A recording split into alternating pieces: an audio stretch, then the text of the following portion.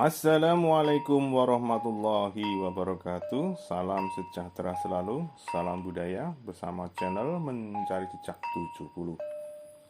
Kali ini kita akan menelusuri dan melihat sebuah bentuk peninggalan-peninggalan budaya masa lalu atau situs sejarah purbakala yang berada di wilayah Kasihan Bantul, Daerah Istimewa Yogyakarta.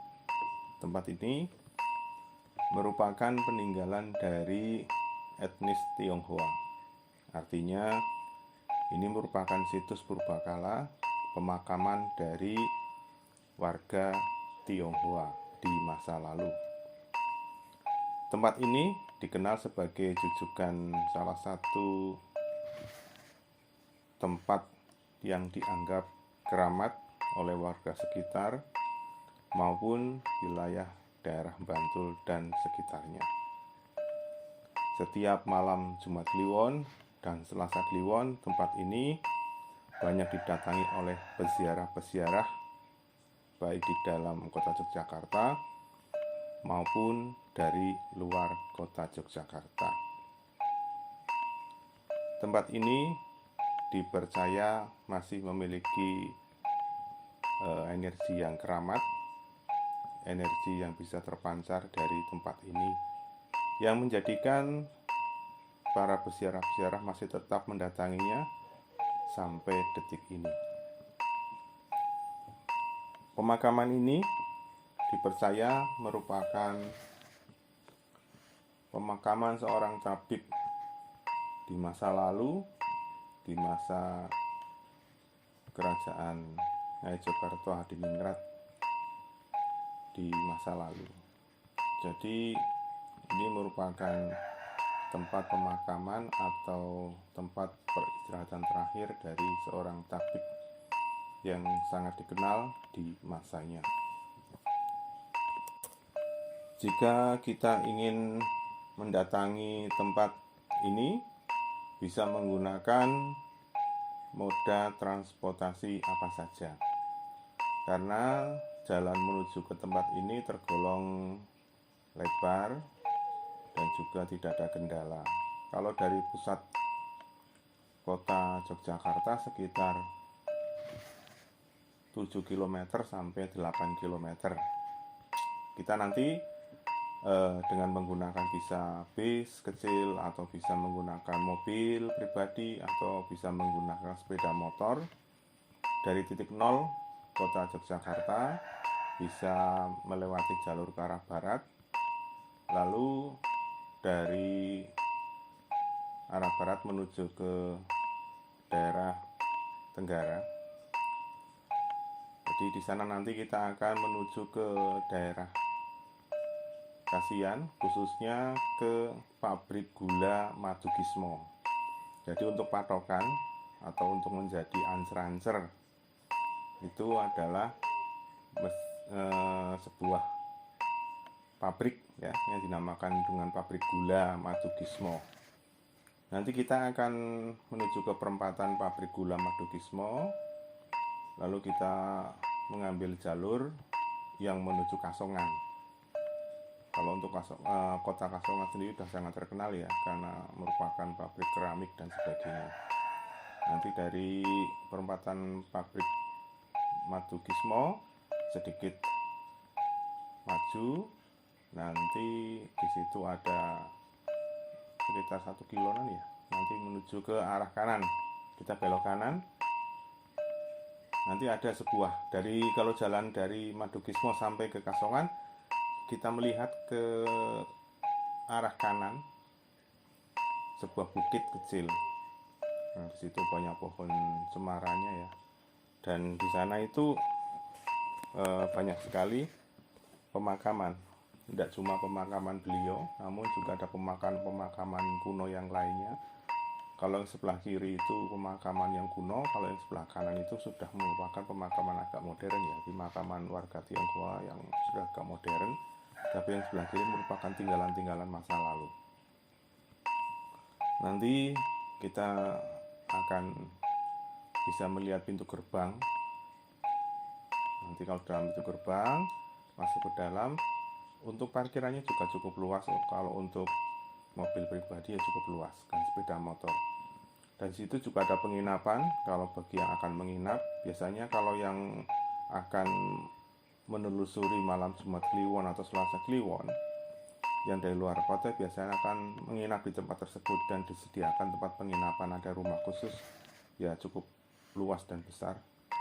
Untuk penginapan nanti ada juru kuncinya juga, nanti bisa parkir dan beristirahat di situ. Untuk penyediaan pendukung sosialnya seperti warung makan juga ada, walaupun warung kecil-kecilan. Tempat untuk bebersih diri juga ada, nanti kita bisa menggunakannya.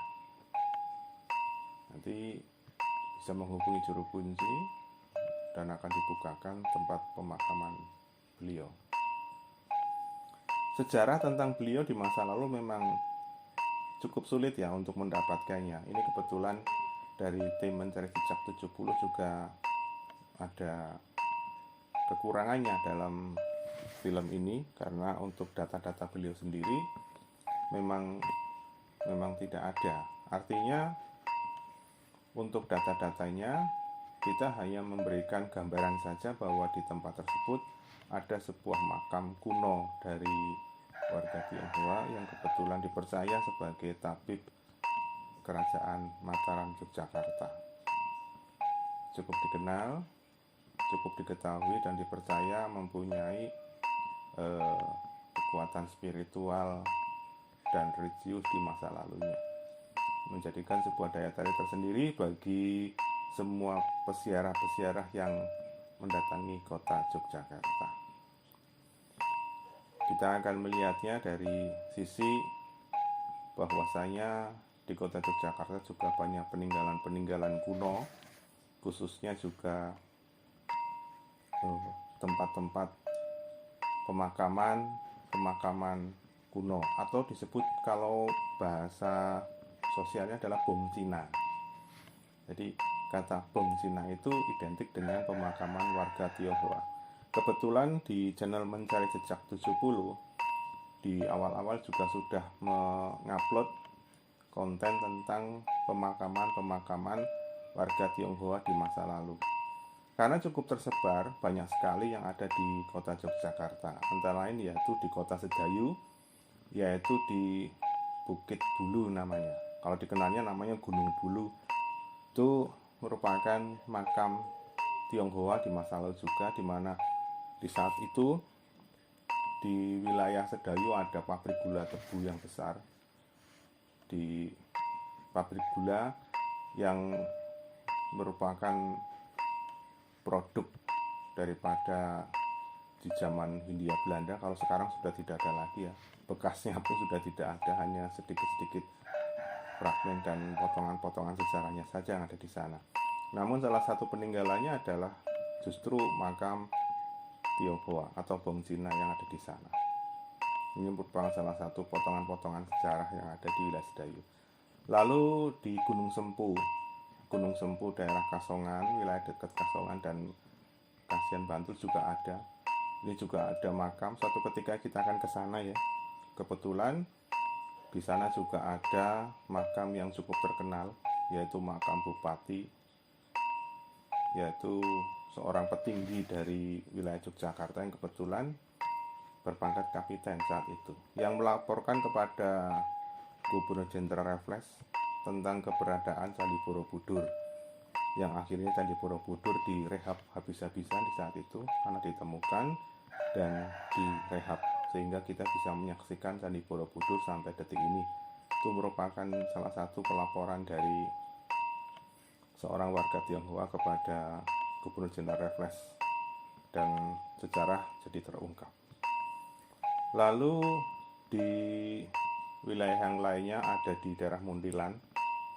Itu juga merupakan wilayah daripada pemakaman warga Tionghoa di masa lalu dan sampai detik ini masih ada.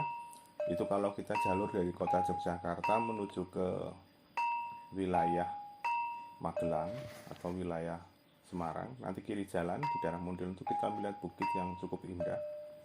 Apalagi kalau pagi hari dan sore hari kita melihat pemakaman dari warga Tionghoa itu cukup rapi, bersih, dan indah kalau dari jarak jauh ya.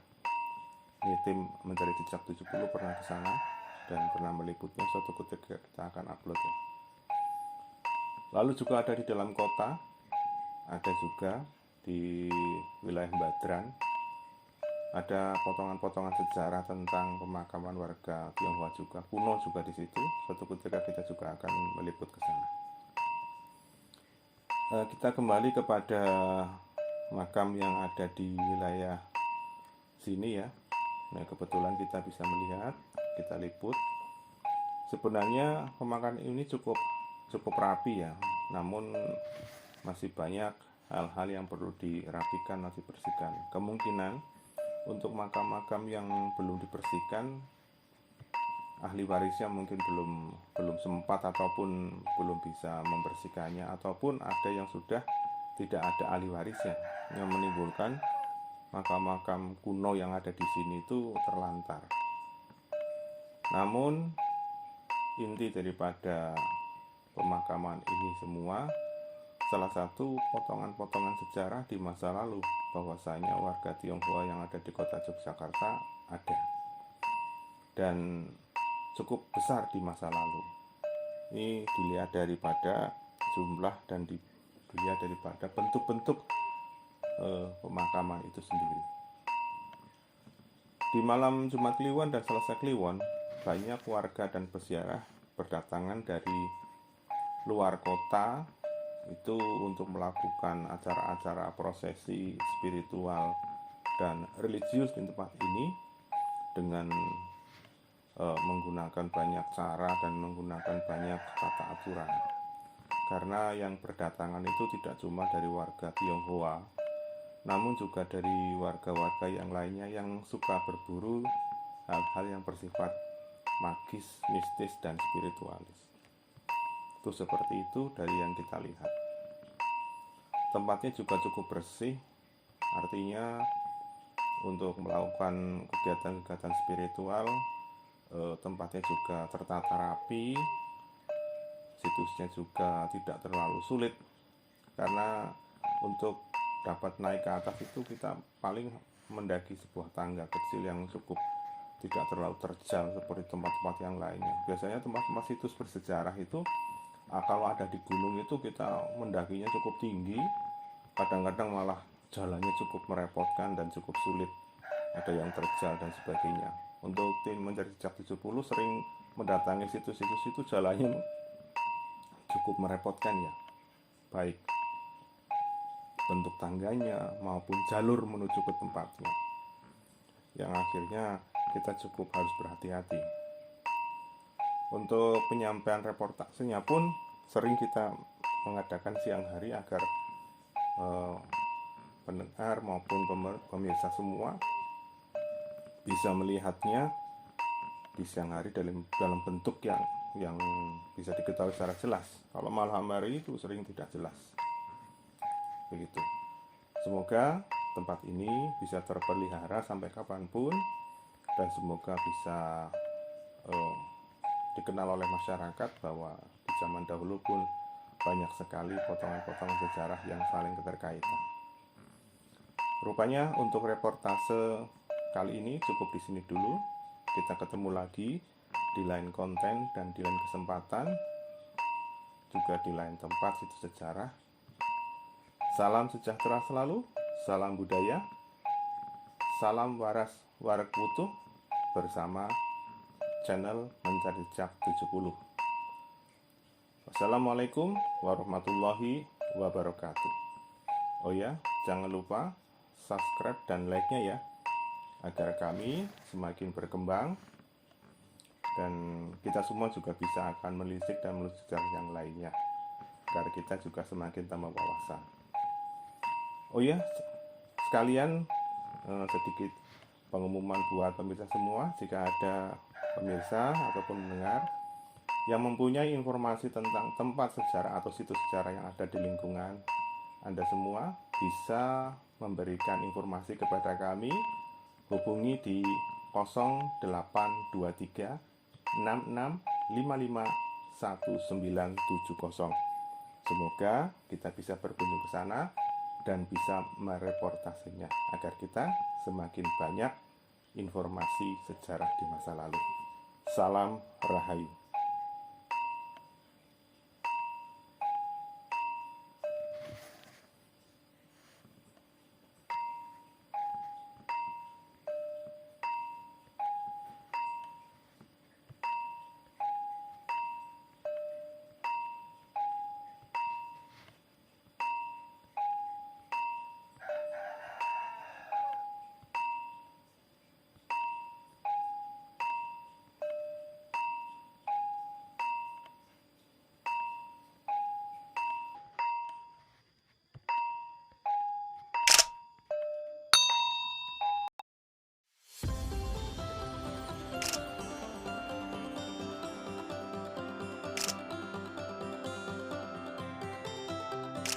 Jangan lupa subscribe dan like-nya ya, agar kami semakin berkembang dan bisa mendapatkan informasi-informasi yang lainnya.